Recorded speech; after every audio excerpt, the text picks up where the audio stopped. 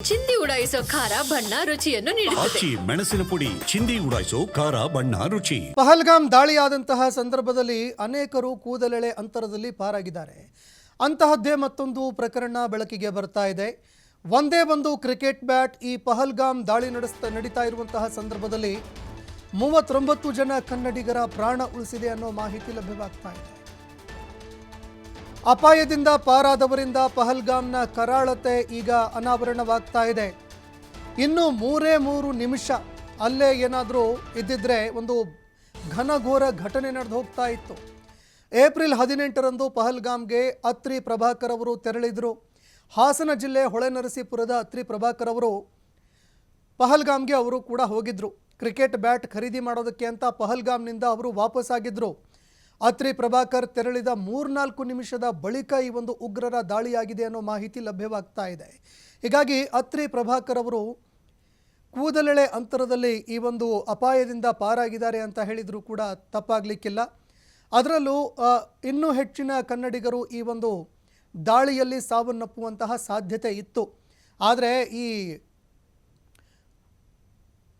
ಕಾಶ್ಮೀರದಲ್ಲಿ ಬ್ಯಾಟ್ಗಳು ಸಿಕ್ಕಾಪಟ್ಟೆ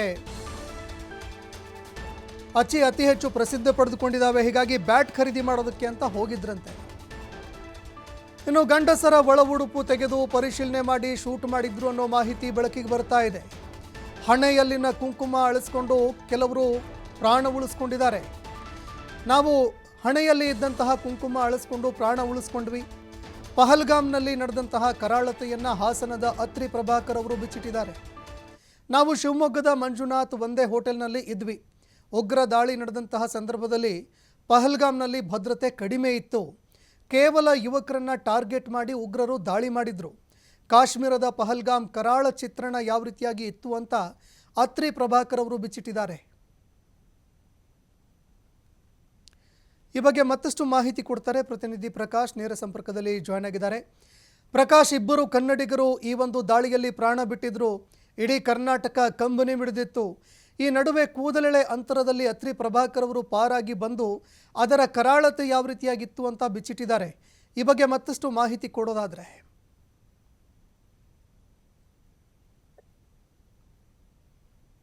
ಸಂತೋಷ್, ಈಗಾಗಲೇ ಹಾಸನ ಜಿಲ್ಲೆ ಹೊಳೆನರಸೀಪುರ ತಾಲೂಕಿನ ಅತ್ರಿ ಪ್ರಭಾಕರ್ ಅವರು 18ನೇ ತಾರೀಕು ಜಮ್ಮು ಕಾಶ್ಮೀರದ ಪಹಲ್ಗಾಮ್ಗೆ ಹೋಗ್ತಾರೆ. ಪಹಲ್ಗಾಮ್ನಲ್ಲಿ ಅಲ್ಲಿದ್ದಂತಹ ಸುಂದರ ವಾತಾವರಣ ಕೂಡ ವೀಕ್ಷಣೆ ಮಾಡ್ತಾರೆ. ಆದ್ರೆ ಅವರ ಜೊತೆ ಸುಮಾರು 39 ಜನ ಒಂದು ಟ್ರಾವೆಲ್ ನ ಕೂಡ ಬುಕ್ ಮಾಡ್ಕೊಂಡು ಅಲ್ಲಿಗೆ ಪ್ರವಾಸ ಹೊರಟಿರ್ತಾರೆ. ಪ್ರವಾಸ ಹೊರಟಿದಂತಹ ಸಂದರ್ಭದಲ್ಲಿ ಅವತ್ತು ಸುಮಾರು ಮಧ್ಯಾಹ್ನ 12:30 1 ಗಂಟೆ ಆಗಿರ್ಬೋದು ಅನ್ನುವ ಮಾತುಗಳನ್ನ ಕೂಡ ಅವರು ಅತ್ರಿ ಪ್ರಭಾಕರ್ ಹೇಳ್ತಾ ಇದ್ರು. ಏನಂತಂದ್ರೆ ಸಾಕಷ್ಟು ಕೂಲ್ ಆಗಿತ್ತು, ಪ್ರವಾಸವನ್ನು ಕೂಡ ಸಾಕಷ್ಟು ಚೆನ್ನಾಗಿ ಮಾಡ್ದೋ. ಆ ದಾಳಿ ಆಗುವುದಕ್ಕಿಂತ ಮುಂಚೆ ಅಂದ್ರೆ ಸುಮಾರು 3-4 ನಿಮಿಷಗಳ ಮುಂಚೆ ನಾವು ಅಲ್ಲಿಂದ ಏನು ಪಹಲ್ಗಾಮ್ ನಿಂದ ಹೊರಟಂತಹ ಸಂದರ್ಭದಲ್ಲಿ ಕೇವಲ 4-5 ನಿಮಿಷಗಳಲ್ಲಿ ಆ ಘಟನೆ ನಡೆಯುತ್ತೆ ಅನ್ನುವ ಮಾಹಿತಿ ಅವರು ಹಂಚ್ಕೊಳ್ತಾ ಇದ್ರು. ಅಂದ್ರೆ ಯಾವೆಲ್ಲ ರೀತಿಯಾಗಿ ಹಂಚ್ಕೊಂಡ್ರು ಅಂತ ಅಂದ್ರೆ ಏನು ಆ ಪ್ರವಾಸವನ್ನು ಮುಗಿಸಿ ವಾಪಸ್ ಬರ್ತಿದ್ದಂತಹ ಸಂದರ್ಭದಲ್ಲಿ ಮಂಜುನಾಥ್ ಸಿಗ್ತಾರೆ, ಶಿವಮೊಗ್ಗದ ಮೂಲದ ಮಂಜುನಾಥ್ ಸಿಗ್ತಾರೆ. ಆ ಮಂಜುನಾಥ್ ಅವರನ್ನು ಕೂಡ ಮಾತನಾಡಿಸ್ಕೊಂಡು ನಾವು ಮುಂದಕ್ಕೆ ಹೋಗ್ತೀವಿ. ಅಲ್ಲಿಂದ ಏನಕ್ಕೆ ಹೊರಟು ಅಂತ ಅಂದ್ರೆ ಬೇಗ ಹೊರಟು ಅಂತ ಅಂದ್ರೆ ಕಾಶ್ಮೀರದಲ್ಲಿ ಏನು ಕ್ರಿಕೆಟರ್ಸ್ ಬ್ಯಾಟ್ಗಳು ಕೂಡ ಸಾಕಷ್ಟು ಫೇಮಸ್. ಎಲ್ಲಾ ಕ್ರಿಕೆಟರ್ಸ್ ಬಹುತೇಕ ಕಾಶ್ಮೀರದಲ್ಲಿ ಬ್ಯಾಟ್ ಅನ್ನು ಕೂಡ ತೆಗೆದುಕೊಳ್ತಾರೆ. ಆ ಸಂದರ್ಭದಲ್ಲಿ ಅವರು ಕೂಡ ಬ್ಯಾಟ್ ಅನ್ನು ತೆಗೆದುಕೊಳ್ಳೋದಕ್ಕೆ ಮುಂದಾಗಿರ್ತಾರೆ. ಯಾಕಂತಂದ್ರೆ ಅಲ್ಲಿ 2 ಗಂಟೆಗೆ ಆ ಕಂಪ್ಲೀಟ್ ಕ್ಲೋಸ್, ಅಂದ್ರೆ ಆ ವ್ಯಾಪಾರವು ಕೂಡ ಮಧ್ಯಾಹ್ನ 2 ಗಂಟೆಗೆ ಕ್ಲೋಸ್ ಆಗುತ್ತೆ. ಆ ಸಂದರ್ಭದಲ್ಲಿ ಅವ್ರು ಹೋಗಿ ತೆಗೆದುಕೊಳ್ಬೇಕಾದಂತಹ ಅನಿವಾರ್ಯತೆ ಇರುತ್ತೆ. ಆಗ ತಕ್ಷಣ ಪಹಲ್ಗಾಮ್ ನಿಂದ ಅಷ್ಟೂ ಜನವನ್ನು ಕೂಡ ಹೊರಡಿಸ್ಕೊಂಡು ಅಲ್ಲಿಂದ ಮುಂದೆ ಬರ್ತಾರೆ. ನಂತರ ಬ್ಯಾಟ್ ಅನ್ನು ಕೂಡ ಸುಮಾರು 25,000 ಕೊಟ್ಟು ಆ ಬ್ಯಾಟ್ ಅನ್ನು ಖರೀದಿ ಮಾಡ್ತಾರೆ. ಆ ಖರೀದಿ ಮಾಡಿ ನಂತರದಲ್ಲಿ ಅವರು ಆ ಟ್ಯಾಕ್ಸಿ ಸ್ಟ್ಯಾಂಡ್ ಗೆ ಬರ್ತಾರೆ.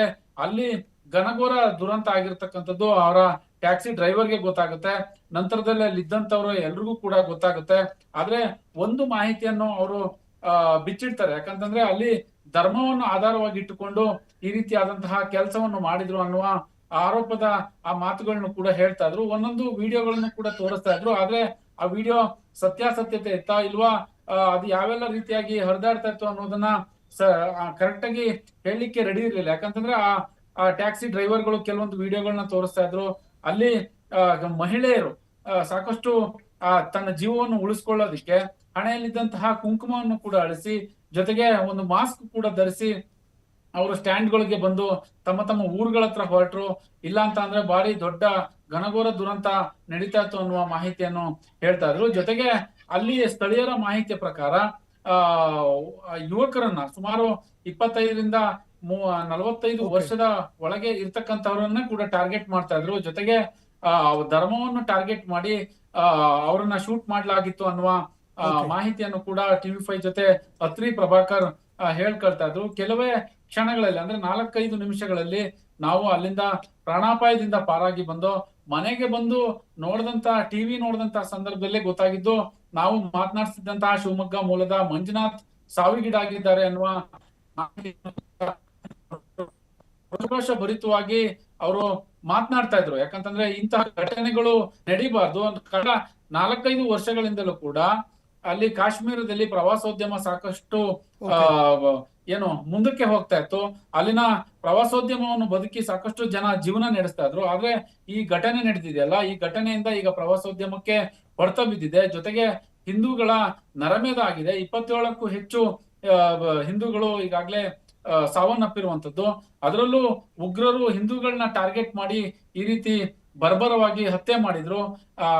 ಇದು ನಮಗೆ ಎಲ್ಲೂ ಕೂಡ ಈ ತರದ ಘಟನೆಗಳು ನಾವು ಬದುಕಿರೋವರೆಗೂ ಕೂಡ ಇಂಥವನ್ನ ಘಟನೆಗಳನ್ನ ಮರೀಲಿಕ್ಕೆ ಆಗೋದಿಲ್ಲ ಅನ್ನುವ ಆಕ್ರೋಶದ ಮಾತುಗಳನ್ನ ಕೂಡ ಹೇಳ್ತಾ ಇದ್ರು ಸಂತೋಷ್. ಧನ್ಯವಾದಗಳು ಪ್ರಕಾಶ್ ನಿಮ್ಮೆಲ್ಲ ಮಾಹಿತಿಗೆ.